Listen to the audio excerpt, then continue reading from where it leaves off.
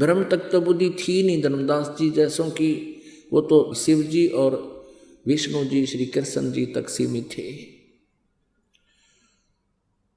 तो उन्होंने कहा कि जो साधना तुम कर रहे हो, जिन भगवानों की, जिन प्रभुओं की आप साधना करते हो, जिनको इष्ट मान रखा है, इनका विधान में ये आपको वर्क डन दे सकते हैं। जैसा कर्म करोगे वैसा ही फल मिलेगा।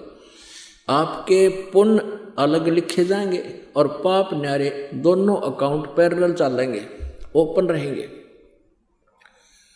और यहां से पुण्य कम और पाप घने इकट्ठे करता है प्राणी। तो पुण्यात्मा तेरा मोक्ष कैसे होगा? परमेश्वर ने पूछा। पाप नष्ट होने के बाद ही मोक्ष होता है। और आप जी की साधना, आपके भगवान केवल जैसा कर्म करोगे वैसा ही फल देगा, तो तेरा मोक्ष कैसे होगा? तुम कौन राम का जपते जापम, तात कटे न ये तीनों तापम।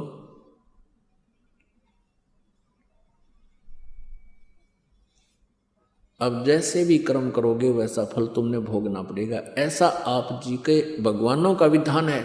लेकिन पूर्ण परमात्मा परम अक्षर ब्रह्म कबीर देव जी की एक परम शक्ति है, उनके पास एक वीटो पावर है, वो सुप्रीम परमात्मा है, परमेश्वर है।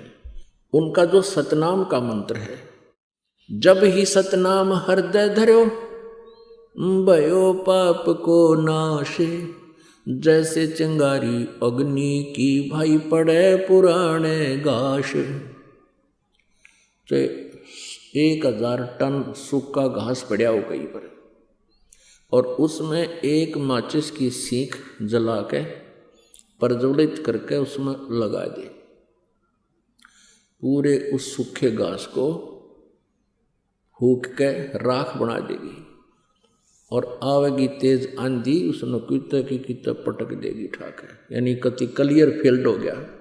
पुण्यात्मा, ऐसे हम मोक्ष प्राप्त करेंगे।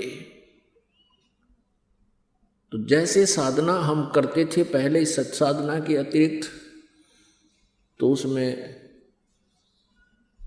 हमें दोनों ही पुण्य और पाप दोनों भोगने पड़ते थे। और अब जो साधना हम करेंगे इसमें हमारे पुण्य बचे रहेंगे, पाप नाश हो जाएंगे। जैसे अब एक औषधि चल गई है, फसल में डाल देते हैं, वो घास को, खरपतवार को जला देती है, नष्ट कर देती है, फसल को हानि नहीं करती, फसल सुरक्षित रह जाती।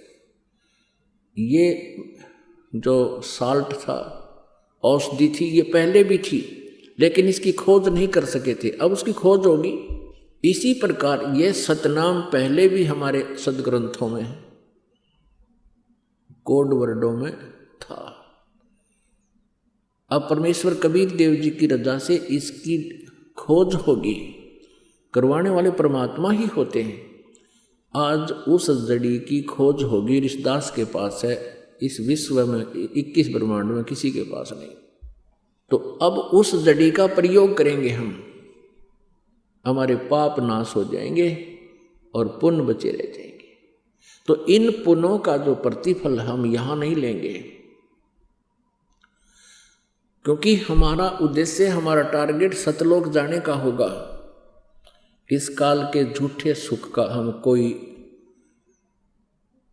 आशा नहीं करेंगे, झूठे सुख की इच्छा नहीं रखेंगे। तो फिर अपने आप हम सतलोक जाएंगे, जहां आशा ता बासा होई और मन कर्म वचन सुमरियो सोई। गीता जी अध्याय नंबर 8 के श्लोक नंबर 6 में कहा कि अर्जुन, ये नियम है, अंत समय में जब ये प्राणी शरीर त्याग कर जाता है, उस समय जिस भी भाव में भावित रहता है उसी को प्राप्त होता है। और फिर कहता है गीता ज्ञानदाता के, गीता जी अध्याय नंबर 8 के श्लोक नंबर 5 और 7 में, कि तू मुझ में भाव वाला बन और मेरा भजन कर, मेरा स्मरण कर और युद्ध भी कर, तू मुझे ही प्राप्त होगा। फिर गीता जी अध्याय नंबर 8 के श्लोक नंबर 8, 9, 10 में तुरंत 3 मंत्रों में स्पष्ट किया है कि यदि तूने उस परमात्मा के पास जाना है तो उसकी भक्ति कर, सच्चिदानंद घन ब्रह्म की, उस दिव्य परम पुरुष की, परमेश्वर की भक्ति कर, तत्वदर्शी संत से उसका ज्ञान प्राप्त कर। चौथे अध्याय के 34वें श्लोक में फिर उसके पास चला जाएगा। बहुत ही सिंपल। पुण्यात्माओं, जैसे हम एक अपना पेट के लिए सुबह और शाम 2 टाइम खाना तो अवश्य बनाते हैं, 3-3 बार भी बना लेते हैं, तो उस खाना बनाने में कितना प्रयत्न, कितना सांग जोड़ना पड़ा, कितने आइटम इकट्ठे करने पड़ते हैं। चूल्हा, तवा, पतीला, चम्मच, भाई लकड़ी या गैस, फिर कित नमक, मिर्च, चाकू आदि तो याद भी ना हो, इतने आइटम हैं। और वो सारे कितनी गर्मी हो, कितनी सर्दी हो, आहार बनाते हैं, कितना टाइम लगता है, कितना प्रयत्न करना पड़ता है। और परमात्मा के नाम में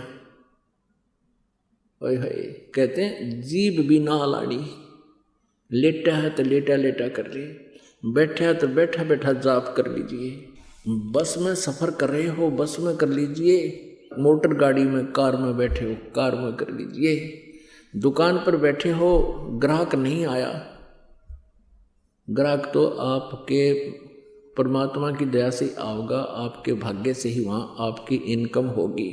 और अब परमात्मा साथ हो जाएंगे, फिर अपने बच्चे को अपने हिसाब से ही देगा। तो अब क्या करता है दुकानदार, न्यू देखता रहता है, गाहक आया आया वो हुई तो दूसरी दुकान में बढ़ गया, फिर देखेगा दूसरा आया। अब आना उसी ने है जो तेरे परमात्मा निर्धारित करेगा। तो उस समय अपनी माला लेकर या वैसे मालिक ने याद रख, ग्राहक आया अपना सौदा तोल दे, उसका कर हिसाब। तो इस प्रकार हम इस व्यर्थ के समय को सदुपयोग किया करेंगे। बस में हम जा रहे हैं, 2-2.5 घंटे का सफर है, आए है इतना बढ़िया सिमरन होता है पूछो मत। ट्रेन में जा रहे हो, ट्रेन में अपनी भक्ति करते जाओ। जैसे आप कहीं काम वश गए हो, कोई किसान है खेत में काम करता है, मजदूर है मजदूरी करता है, तो परमात्मा तो याद रखे सके है ना, तो और 100 फिल्मी गाने गाया करा दी हूँ करे जाओ मन मन में, तो परमात्मा के मंत्र याद रखे, परमात्मा के भजन को याद कर ले, उसकी वो भी चिंतन बनता रहता है। तो इस प्रकार परमात्मा का पाना अति आसान है, और इस सारे काम को करते करते ही हमने प्राप्त करना परमात्मा, और आसानी से होगा। नाम उठत नाम बैठत नाम सोवत जागबे, नाम खाते नाम पीते नाम सेती लागबे। परमात्मा अपनी अमर वाणी में तत्व ज्ञान में कहते हैं कि परमात्मा की भक्ति के लिए कोई विशेष आसन की आवश्यकता नहीं। जैसे गीता जी अध्याय नंबर 8 के श्लोक नंबर 7 में गीता ज्ञानदाता कहता है तू युद्ध भी कर और मेरा सिमरण भी कर। अब युद्ध से कठिन काम कौन सा हो सकता है, और उसमें भी भगवान याद किया जाता है। और यही प्रमाण यजुर्वेद अध्याय नंबर 40 के मंत्र नंबर 15 में है। ओम कर्तु समर किलबे समर कर्तुम समर। ओम नाम का मंत्र का जाप काम करते करते सिमरण कर, विशेष कसक के साथ सिमरण कर, और मनुष्य जीवन का परम कर्तव्य जानकर इसका सिमरण कर। यही परमात्मा सूक्ष्म वेद बताते हैं कि नाम उठत नाम बैठत नाम सोत जागबे, नाम खाते नाम पीते नाम सेती लागबे। अब जैसे आपके अंदर एक विशेष कसक बनाकर जो भजन हो सकता है, आपको एक विशेष प्रेरणा बनेगी, आपको भय लगन लगेगा, हे भगवान कहीं फिर से जन्म ना हो जाए, हे परमात्मा कहीं फिर काल के जाल में पंजा फंसा ना रह जाए। तो उस डर से आप अवश्य अंदर से एक विशेष कसक के साथ सिमरन शुरू होगा, और फिर भूल ना पड़े उसकी। तो उसमें आप बैठे हो, कोई चर्चा चल गई, किसी संसारी काम की 10-20 मिनट डिस्कशन हो सकती है, उसके बाद फिर अपनी भक्ति शुरू कर लो। तो जैसे आप काम कर रहे हो, कोई ऑफिशियल कार्य है, उस काम से फुर्सत मिलते ही अपना भगवान ने याद रखे, और जैसे काम अपना कर भी रहे हो फिर भी चिंतन होता है प्रभु का, वो सहज समाधि होती है। सहज समाधि कैसे होती है कि जिस प्रकार किसी व्यक्ति को कोई टेंशन हो जाती है, वो चाहे कितना ही कार्य कर रहा, चाहे लेखन कार्य कर रहा, चाहे कोई और किसी काम में बिजी है, या कोई मजदूरी या किसान या खेती कर रहा है या दुकान पर बैठा है, वो फिर भी उसको उस टेंशन से उसका माइंड हटता नहीं, मन नहीं हटता, 1 सेकंड में फिर वहीं आ जाता है। तो इस प्रकार ये टेंशन बनेगी आपके उस परमात्मा के नाम की। तो उसमें आप बैठे हो, बैठे बैठे सिमरन करते रहो, और सोने से पहले आप लेट गए, लेट के सुमन शुरू कर दो, श्वास उश्वास का, सतनाम का, और मन माने सपने में भी वो सुमन आपका प्रारंभ रहे, क्योंकि जितना आपका अभ्यास बढ़ जाएगा वो भी उतना ही स्वप्न में भी आपको परमात्मा के सपने आने शुरू हो जाएंगे, सोते समय भी। तो इस प्रकार हम परमात्मा को पाएंगे।